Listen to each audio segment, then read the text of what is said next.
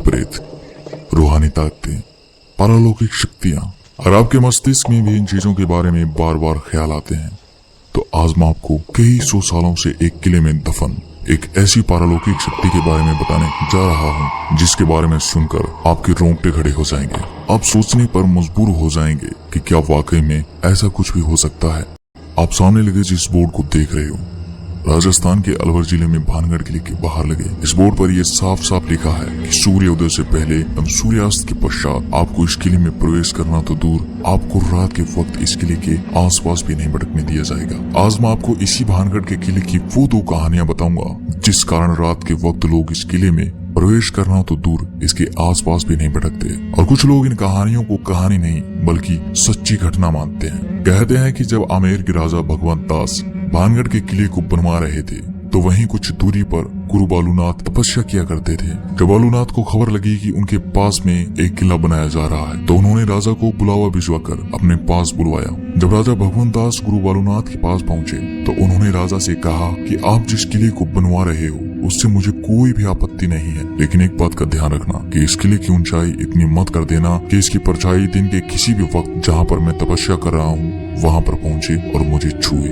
उन दिनों जो साधु संत हुआ करते थे उनका बहुत आदर सम्मान किया जाता था, उनकी किसी भी बात को टाला नहीं जाता था। तो राजा ने भी ऐसा ही किया और फिर किले के निर्माण में ऐसा ही किया गया। किले के किसी भी भाग की ऊंचाई इतनी नहीं रखी गई जिससे कि किले की परछाई गुरु तक पहुंच सके। इस बात का ख्याल अगली 2 पीढ़ियों तक तो रखा गया, लेकिन उसके बाद जब तीसरी पीढ़ी ने भानगढ़ की गद्दी संभाली तो उन्होंने इस बात को गंभीर न लेते हुए गुरु बालूनाथ की चेतावनी को अनसुना कर दिया और उन्होंने कुछ स्थानों का पुनः निर्माण करवा के किले को और ऊंचा करवा दिया और आखिर किले की परछाई गुरु बालूनाथ तक पहुंच जाती है। और जब ये परछाई बालूनाथ की तपस्या वाले स्थान पर पहुंची तो बालूनाथ को इतना गुस्सा आया कि उन्होंने ये श्राप दे दिया कि भानगढ़ तबाह हो जाएगा। और उसी दिन के बाद भानगढ़ पर दुखों का पहाड़ टूट पड़ता है। और यह भी कहा जाता है कि 1783 में जो भयंकर अकाल आया था जिसमें मरने वालों का आंकड़ा करोड़ों में था, वो अकाल गुरु बालूनाथ के श्राप की वजह से आया था। और आज तक यहाँ पर इस श्राप का असर देखने को मिलता है, जिस कारण से लोग इस किले में रहना तो दूर, इसके आसपास भी नहीं भटकना चाहते।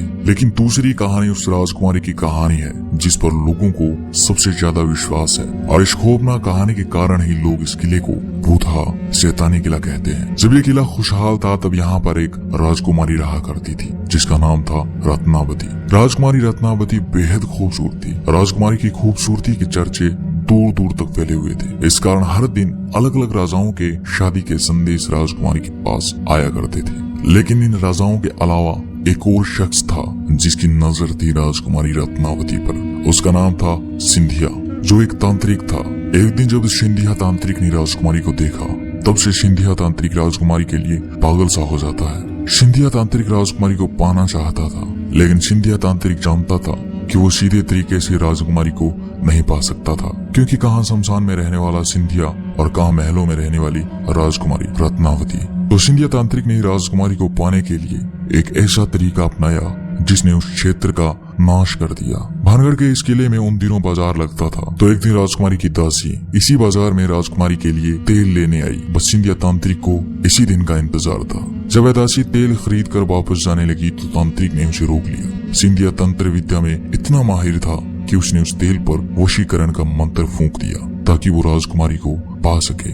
दासी तेल लेकर राजकुमारी के पास पहुंच जाती है, लेकिन राजकुमारी भी इस विद्या का ज्ञान रखती थी। उसने जैसे ही तेल को देखा वैसे ही उसे शक हो गया कि इस पर किसी ने तंत्र मंत्र किया है। फिर राजकुमारी ने अपनी दासी से पूछा कि तुम्हें बाजार में कौन मिला था। तब दासी ने बताया कि उसे सिंधिया तांत्रिक मिला था। तब सिंधिया तांत्रिक नाम सुनते ही रानी को सब कुछ समझ में आ जाता है। उसे समझ आ गया था कि मामला क्या है।